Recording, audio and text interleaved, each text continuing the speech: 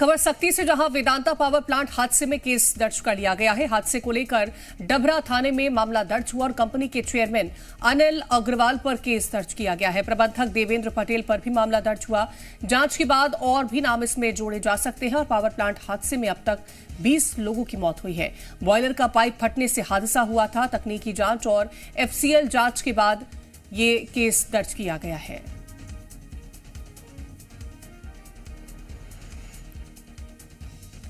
एक धमाका और सब कुछ तबाह। अब बात करेंगे सख्ती के वेदांता पावर प्लांट में हुए हादसे को लेकर, जहां देखते ही देखते खुशियां चीखों में बदल गई और कई लोगों की मौत। अब भी कई जिंदगियां अस्पताल में जिंदगी और मौत के बीच में जूझ रही हैं। अस्पतालों में उम्मीद और दर्द साथ साथ चल रही हैं और हर आंख बस एक ही सवाल पूछ रही है, कसूर किसका?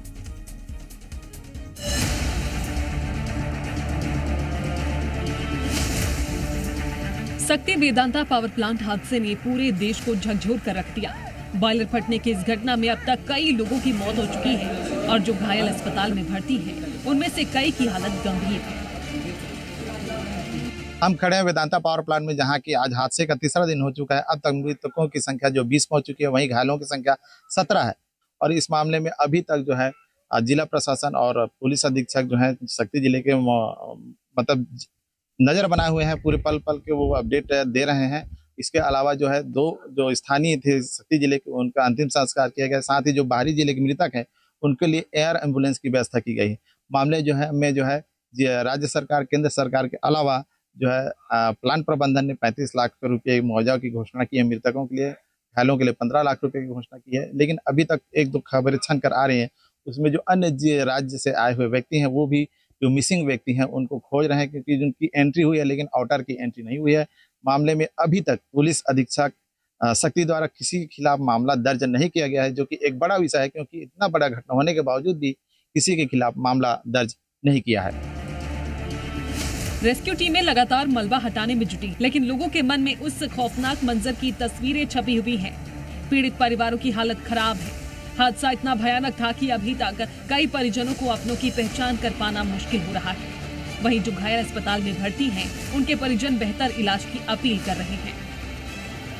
व्यवस्था तो अच्छी है, इलाज हो रहा है, लेकिन हमें अनुरोध है कि ये दोबारा ना हो, किसी प्लांट में मत हो, उसका ध्यान दिया जाए।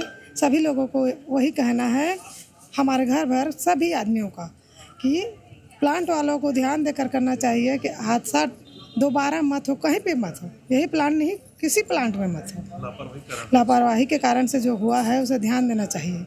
मेरा तो इतना ही अपील है कि सबसे पहले उसका अच्छे से अच्छे उपचार हो जाए और क्या बोलते हैं, उसको परमानेंट नौकरी चाहिए और जो क्या है उसके नॉमिनी के आधार में पेंशन। जब तक जांच नहीं होता तब तक कंपनी को बंद कर देना चाहिए। हाँ, जब तक जांच नहीं होता है तब तक कंपनी को बंद कर देना चाहिए।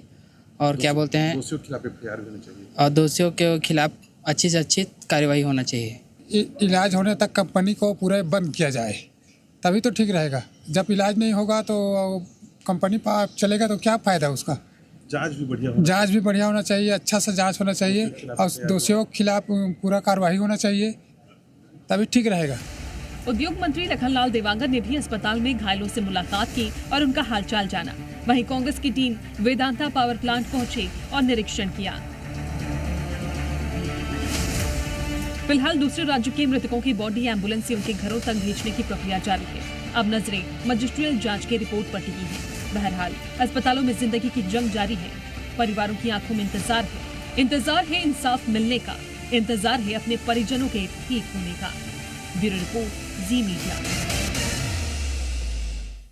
और सख्ती के वेदांता हादसे पर नेता विपक्ष चरणदास महंत ने कहा कि कांग्रेस पीड़ित परिवारों के साथ है और इसमें किसी भी तरह की राजनीति नहीं है। उन्होंने कहा कि राज्य में 900 कारखाने खतरनाक स्थिति में हैं। वेदांता प्लांट प्रबंधन ने बीजेपी को 400 करोड़ का इलेक्शन बॉन्ड दिया था। चरणदास महंत ने जिम्मेदारों के खिलाफ जल्द कार्रवाई की मांग की है। 396 लोग मर चुके हैं, ये अभी जुड़ेगा। और लगभग 900 ऐसे कारखाने हैं जो खतरनाक स्थिति में हैं और यहाँ 29 ऐसे कारखाने जो अति खतरनाक है। ये जवाब मेरा नहीं है, ये जवाब है मंत्री जी का, ओपी चौधरी का, जिन्होंने मुझे विधानसभा में दिया है। तो जब विधानसभा में आपने जवाब दिया, आपको मालूम है इतने खतरनाक हैं, तो एक खतरनाक तो आपके घर के बाजू में है, उसको भी ठीक से देख रेख करके उसको सही सलामत चलाना चाहिए। ये मेरी उनको सलाह है। तो चरणदास महंत, नेता विपक्ष, उनका ये कहना है कि जो स्थितियां बनी थी उसको लेकर के राजनीति किसी तरह से नहीं हो रही है, लेकिन उन्होंने निशाना साधा है और ये कहा कि प्रदेश में ऐसे 900 कारखाने हैं जो कि खतरनाक स्थिति में हैं।